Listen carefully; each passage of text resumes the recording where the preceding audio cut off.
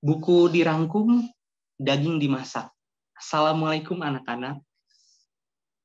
Waalaikumsalam, Pak. Ya, oke, ulang ah. Kurang semangat. Ulang lagi ya. Tetapi jangan pakai pantun, langsung aja. Assalamualaikum warahmatullahi wabarakatuh. Waalaikumsalam. Wabarakatuh, Pak. Mantap. Oke, selamat sore anak-anak. Nah,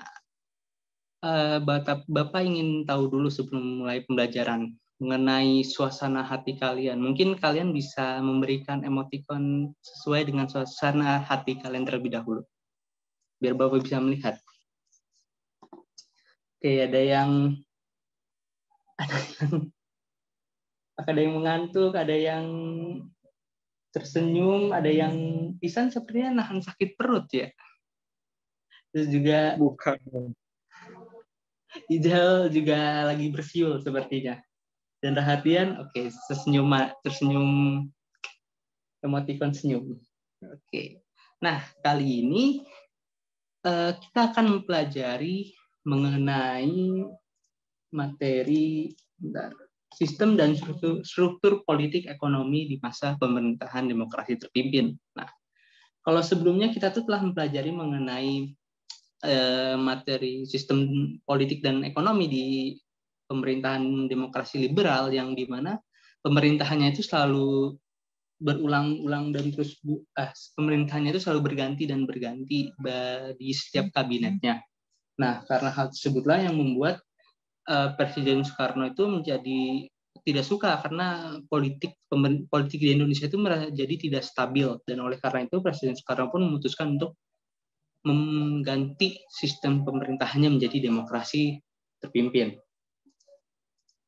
Bentar, Bapak izin share screen terlebih dahulu. Oke, karena mohon maaf. Masuk.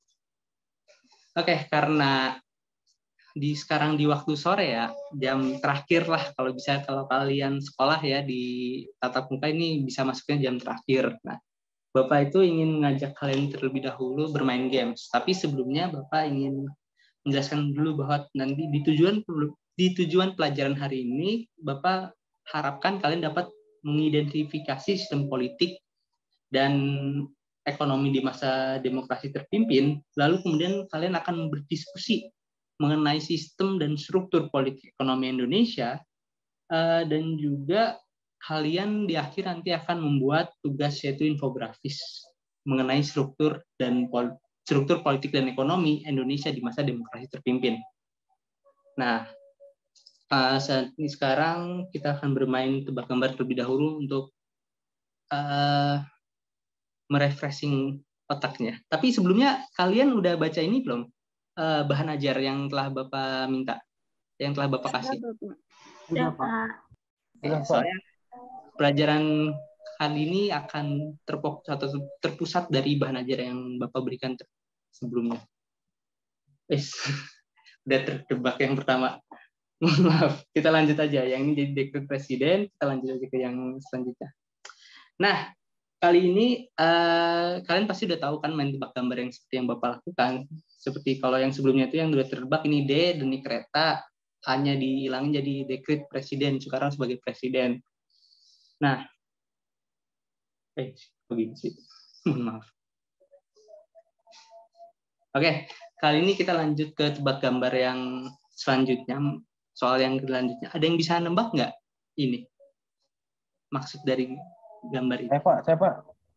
Oke, coba Faisal. Saya Pak. Ya, Faisal, silakan Faisal.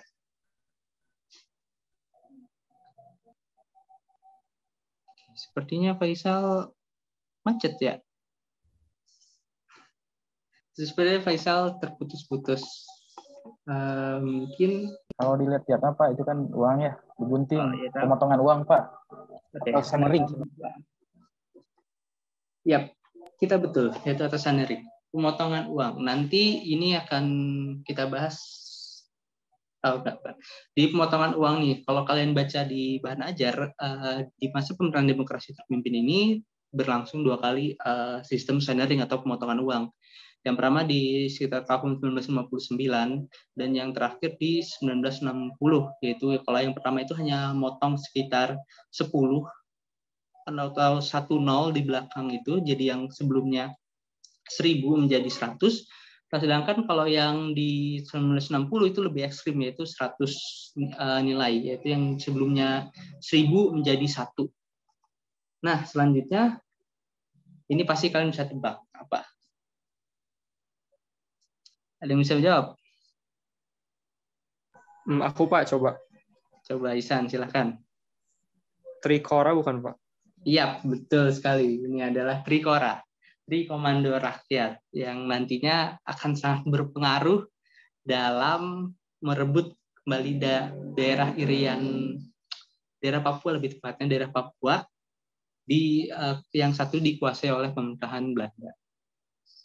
Nah, sebelum kita masuk ke materi utama, Bapak ingin mendengar pendapat kalian dulu mengenai gambar yang ada di layar kalian, yaitu yang pertama ada gambar Trikora, yang kedua adalah gambar berita mengenai prestasi anak Papua. Ada yang mau berpendapat tidak?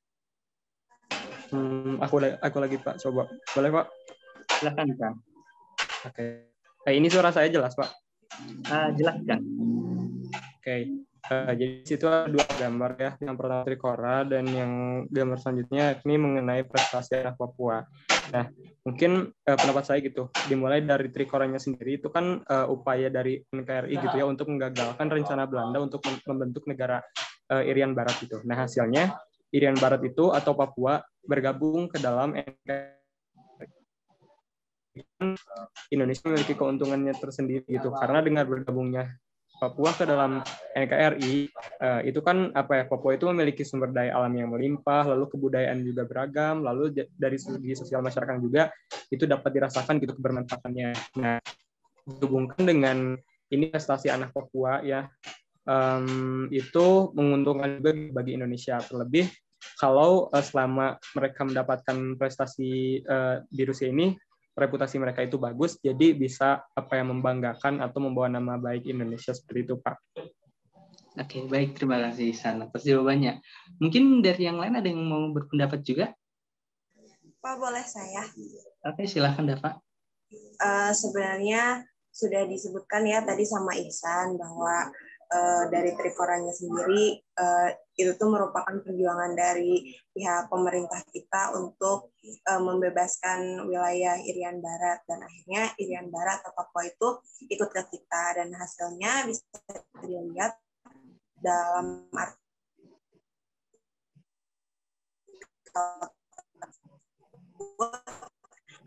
bahwa Papua ini berprestasi ya, karena Papuanya udah milik Indonesia, udah menjadi bagian dari Indonesia, itu juga menjadi bagian dari prestasi atau bagian dari mengharumkan nama negara Indonesia itu. Terima kasih. Oke, terima kasih Dava dan juga Ihsan yang telah berpendapat. Ya, jadi benar ya menurut mereka berdua, yaitu karena Trikora ini berpengaruh pada saat ini, yaitu membebaskan tanah Papua dari cengkeraman Belanda itu akan sangat berdampak, yaitu berdampak kepada 26 pemuda Papua yang dapat beasiswa atau belajar di Rusia. Nah, selanjutnya akan mengenai materi intinya, yaitu sistem dan struktur politik ekonomi di masa demokrasi terpimpin. Nah, jadi di awalnya itu dinamika politik itu di masa demokrasi terpimpin diawali dari peristiwa dekret Presiden 5 Juli 1999 yang dimana disebabkan oleh ketidakstabilan politik di fase demokrasi liberal, dan juga hal ini yang menjadi permulaan fase demokrasi terpimpin. Nah, mungkin isinya kalian telah baca, yaitu di bahan ajar yang telah Bapak berikan, yaitu menetapkan pembubaran konstituante, menetapkan Undang-Undang Dasar 1945 kembali menjadi Undang-Undang Negara, dan juga pembentukan MPRS dan juga pembentukan MPRS dan dibantu dengan Dewan Pertimbangan Agung Sementara. Nah, yang selanjutnya itu adalah pembubaran DPR. Nah, ini yang mungkin cukup fenomenal bisa dibilang ya, cukup berani dari Presiden Soekarno, yaitu pembubaran DPR, yang dimana terjadi pada 5 Maret 1960 dengan alasan utamanya yaitu penolakan RAPBN 1960 yang telah dirancang oleh Presiden Soekarno beserta pemerintah eksekutif lainnya ditolak oleh DPR. Yang penolakan itu membuat Presiden Soekarno mengganti DPR menjadi DPR Dewan Pertimbangan Rakyat Gotong Royong yang diisinya itu mencakup dari sebelumnya yang menang dari pemilu 1995 yaitu dari pihak nasionalis, pihak Islamis, pihak komunis yang mewakili PKI dan pihak Islami Kristen, pihak Katolik dan Protestan Kristen dan juga pihak fungsional yang cukup dari masyarakat sipil maupun stakeholder lainnya. Nah, yang selanjutnya adalah konfrontasi. Konfrontasi di masa pemerintahan demokrasi terpimpin ini terbagi menjadi dua, yaitu Trikora dan Dwikora. Yang Trikora ini mungkin yang telah Bapak sebutkan di awal, yaitu Trikomando Rakyat yang terjadi pada 19 Desember 1961, yang isinya itu seperti yang kalian bisa baca, dan ini Trikora ini berakhir atas adanya PPR, yaitu pemungutan suara di tanah Papua yang membuat yang ini masyarakat Papua memiliki hak suara untuk memilih apakah dia mau menetap menjadi bagian Belanda ataupun menjadi bagian Indonesia.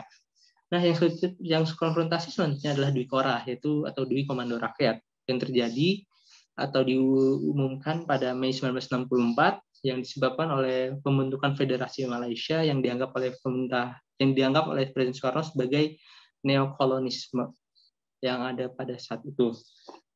Yang selanjutnya adalah politik mercusuar. Nah, politik mercusuar ini adalah politik yang sangat berambisi dari Presiden Soekarno. Yaitu dia ingin membuat Indonesia terkenal bagus gitu di ajang dunia, di mata dunia, itu dengan dia menyelenggarakan Asian Games, pembangunan gedung-gedung olahraga maupun hotel yang akan bantu dalam perhelatan Asian Games, dan ada salah satunya itu adalah Ganevo, yaitu semacam olimpiade tapi diikuti oleh negara-negara ketiga. Nah, yang selanjutnya adalah kondisi ekonomi di masa demokrasi terpimpin. Nah, sebelumnya Bapak mau mendengar dulu pendapat kalian mengenai grafik yang ada di layar kalian. Ada yang ingin berpendapat? Saya Pak izin berpendapat. Oke, silakan Afrizal. Jadi tadi di grafik itu tuh menunjukkan kondisi perekonomian Indonesia pada masa Soekarno ya, kepemimpinan Soekarno gitu, dari setelah Indonesia merdeka sampai diturunkannya Soekarno. Nah, dari grafik di situ tuh negatif kan, nilai persaingan itu menunjukkan bahwa kondisi ekonomi Indonesia saat itu sedang nggak baik-baik saja gitu, bahkan tidak ada peningkatan atau tidak ada nilai yang positif, sehingga kondisi ekonomi pada saat itu bisa dibilang cukup buruk gitu karena kondisi politik yang sedang tidak stabil itu, Pak, mungkin.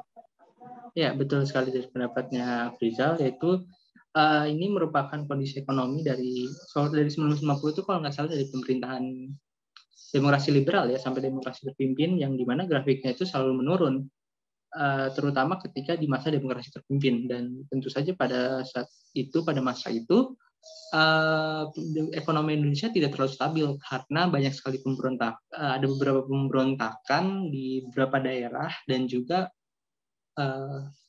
politiknya atau eksekutifnya yang tidak stabil gitu, sehingga banyak pergantian perdana menteri yang mungkin perdana menteri hanya bertahan 1 tahun, 2 tahun, ataupun hanya beberapa bulan saja.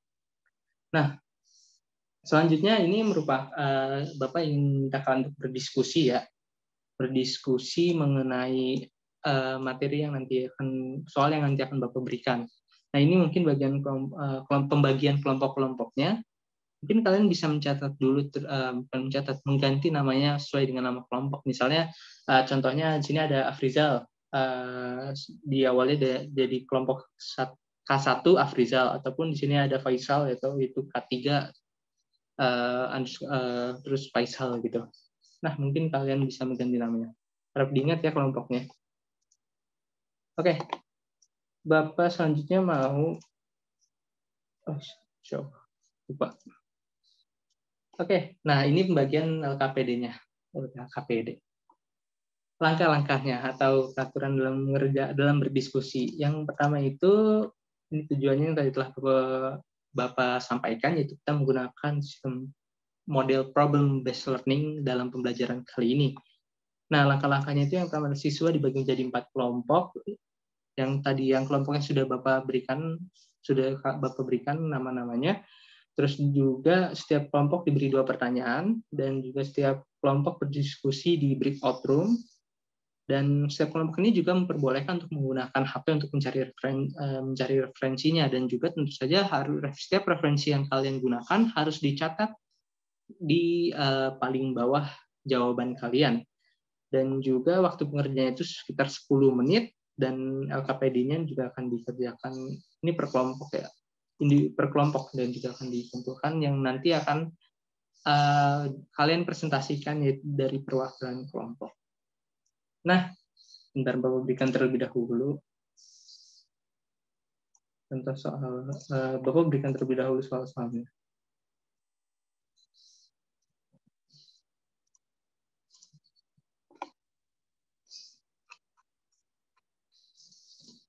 Oke, sudah ada kan soalnya di chat? Sudah ada, Pak. Sudah ada, Pak. Oke. Mungkin kalian bisa langsung ke breakout room untuk saling berdiskusi mengenai soal yang telah Bapak berikan. Ya, dipersilakan langsung ke breakout room. Waktunya sekitar 10 menit ya.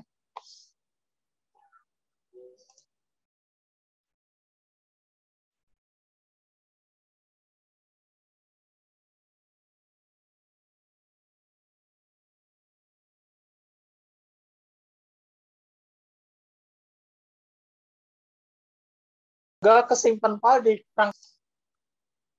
Oke, halo anak-anak. Halo, Bapak. Halo Bapak. Gimana? Bisa dipahami kan pertanyaannya? Bisa, Bapak. Oke. Kalau pembagian kelompoknya kayak gimana? Di sini ada juru ketik, itu Anissa Ambarni, kemudian saya masih mencari sumber, dan juga Wanda, Pak.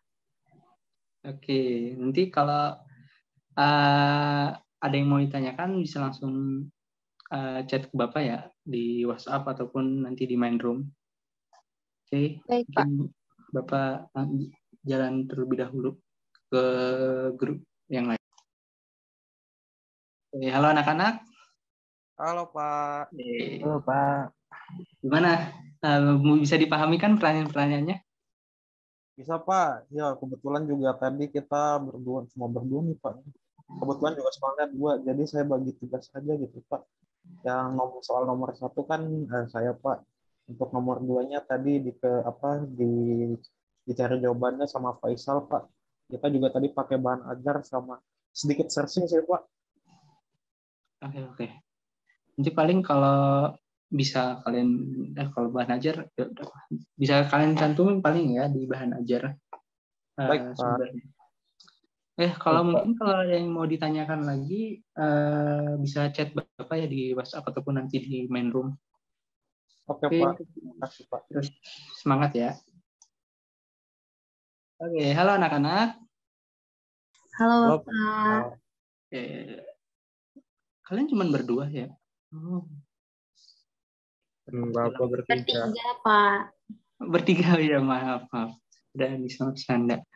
Gimana pertanyaannya bisa dipahami kan? Bisa, Pak. Udah terjawab juga. Sudah terjawab. Oke, kalau pembagiannya seperti apa?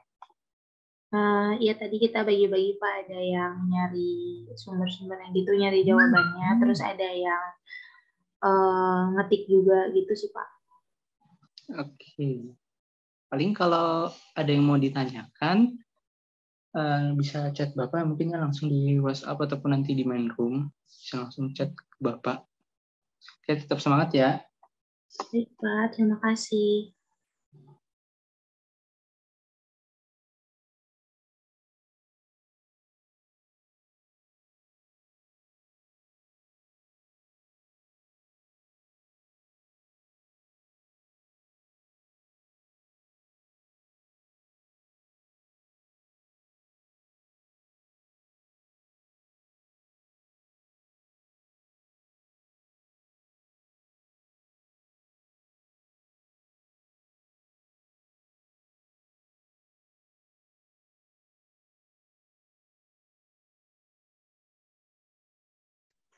Udah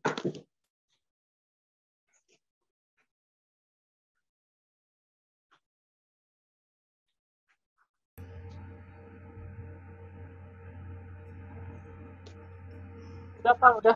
Udah ya, Bah? Oke. Udah. Ke kelompok 2 ya. Oke, ya. Sebenarnya Tadi kalian di sudah. pause ya. Tadi di pause. Di pause ya. Untung Yep. aja. Takut. Sok suruh keluar Pak lewat grup. Aku nggak bisa ini. Ini cover kamu ya? Hah? Aku cover kamu. Oh, over aja ke aku. Over aja. Duh, semoga Pak nggak apes Pak. Bulan. Nggak apa-apa Pak. Aduh, semoga jangan apes Pak. Oke, sambil nunggu, Bapak ingin mendengarkan kalian alunan musik Jawa.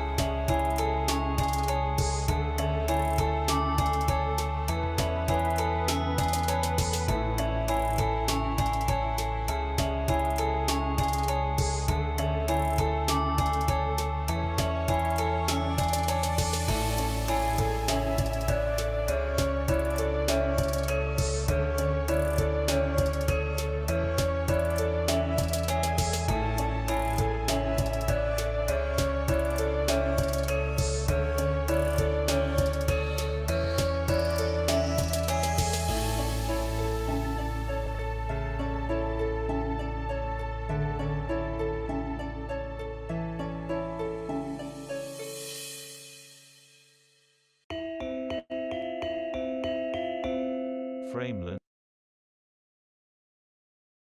Oke, sepertinya sudah ya pada berkumpul semua.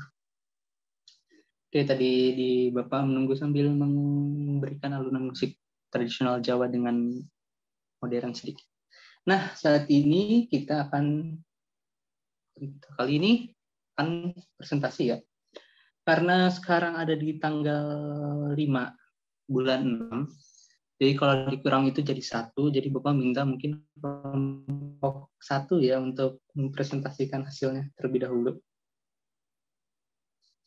Ya, silakan kelompok 1. Kelompok 1 itu kalau tidak salah ada Dava sama Kardian ya.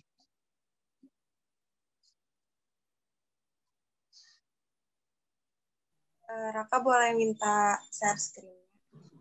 Udah bisa share screen, itu masih share sound, Pak. Silakan.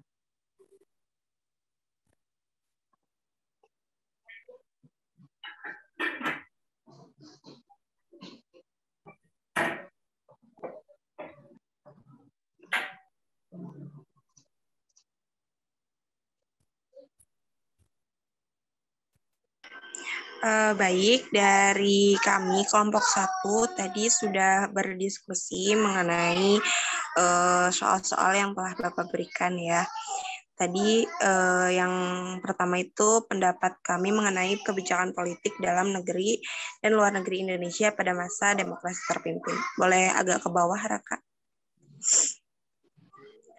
Nah, kebijakan politik dalam maupun luar negeri yang dilakukan oleh Presiden Soekarno di masa demokrasi terpimpin terkesan begitu ambisius. Kemudian hal itu dapat ditemui dari pengangkatan dirinya sebagai presiden seumur hidup, kemudian pembubaran DPR karena penolakan RAPBN, dan juga munculnya politik mercusuar yang semakin memperburuk keadaan ekonomi di Indonesia. Kemudian untuk soal yang nomor 2, menurut kami kebijakan politik yang muncul di masa demokrasi terpimpin ini kurang efisien karena kebijakan yang muncul memiliki kesan tidak netral, kemudian terutama dalam kebijakan politik yang memunculkan poros seperti poros Jakarta-Peking maupun poros Jakarta-Phnom Penh, Hanoi, Peking, Pyongyang. Nah, jika menjadi Soekarno, kami itu akan bersikap netral, kemudian juga realistis, yaitu bersikap untuk mengutamakan atau menyelesaikan permasalahan sosial yang ada, yang muncul pada saat ini, dan juga pembenahan ekonominya. Kayak gitu, Pak. Terima kasih. Oke, terima kasih kepada Dava dan juga Rahdian yang merupakan bagian dari kelompok 1. Nah, selanjutnya Bapak mau mendengar hasil diskusi dari kelompok 2. Mungkin kelompok 2 dipersilakan. Ini kelompok 2 ada Tarifah sama Anissa Ambarnis.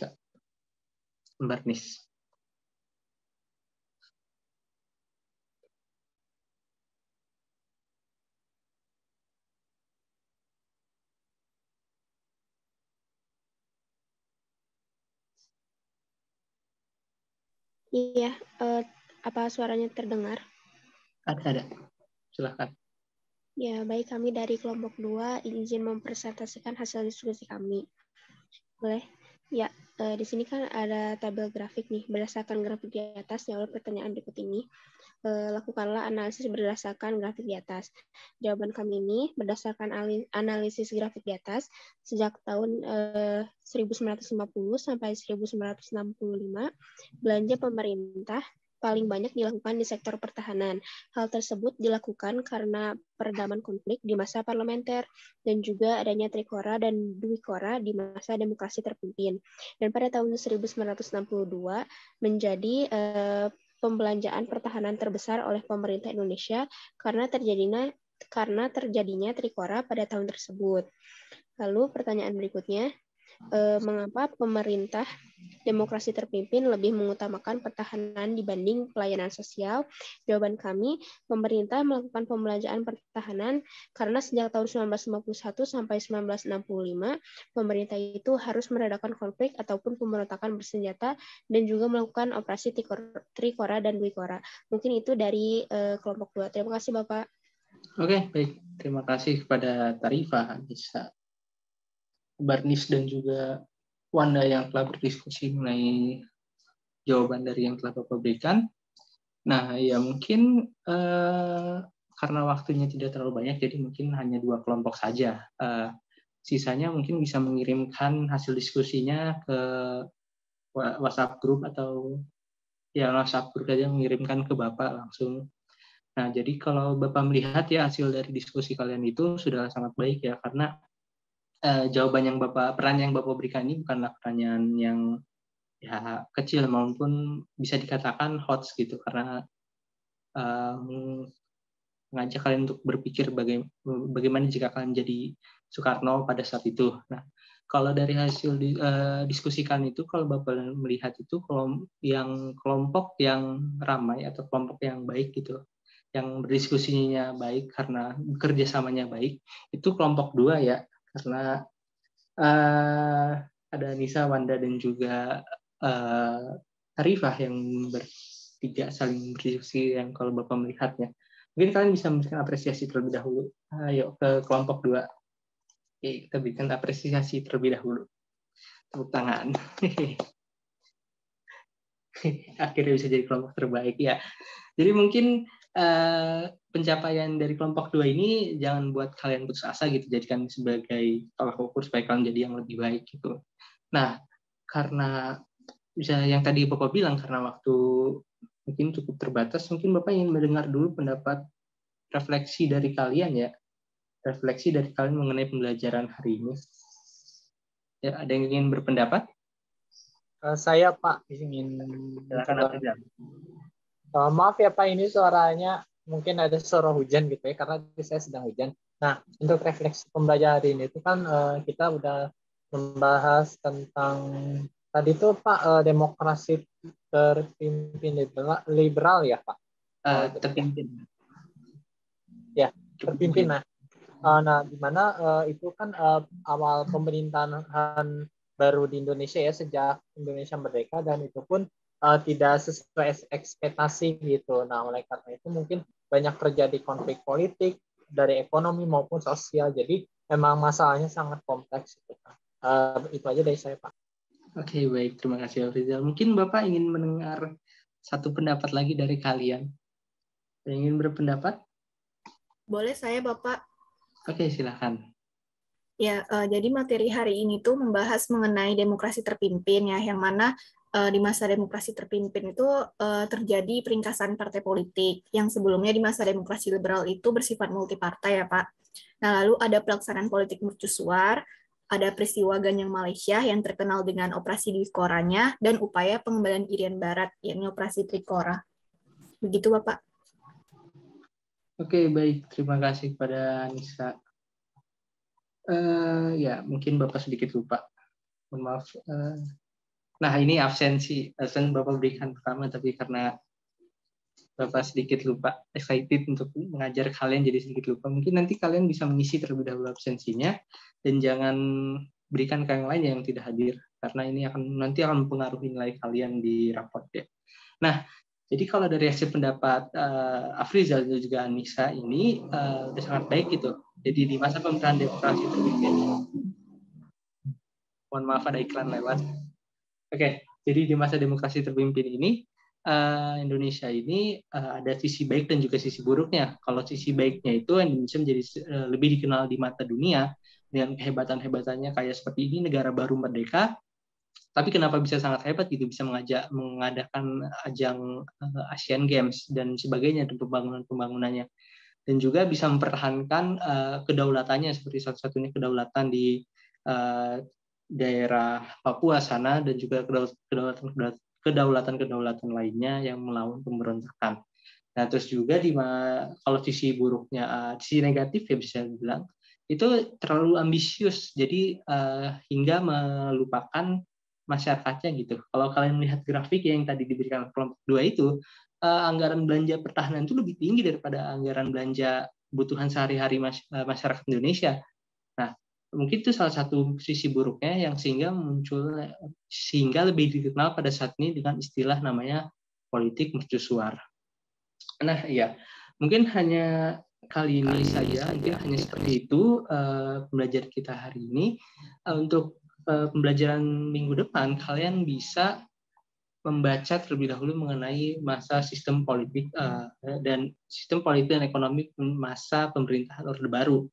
Dan juga Bapak ingin memberikan tugas pada kalian, yaitu untuk membuat infografis, harap catat ya, untuk membuat infografis mengenai sistem politik dan ekonomi di masa pemerintahan demokrasi terpimpin, yang nanti kalian bisa kumpulkan hari Sabtu atau sekitar tanggal 11 ya, minggu depan hari Sabtu tanggal 11 jam 1 siang ya. Nanti kalian bisa kirimkan melalui lewat WhatsApp grup yang nanti akan dikumpulkan, drive ketua kelas nanti akan dikirimkan ke Bapak melalui email yang nanti Bapak kirim di WhatsApp grup. Nah, mungkin hanya seperti itu saja pembelajaran kita kali ini.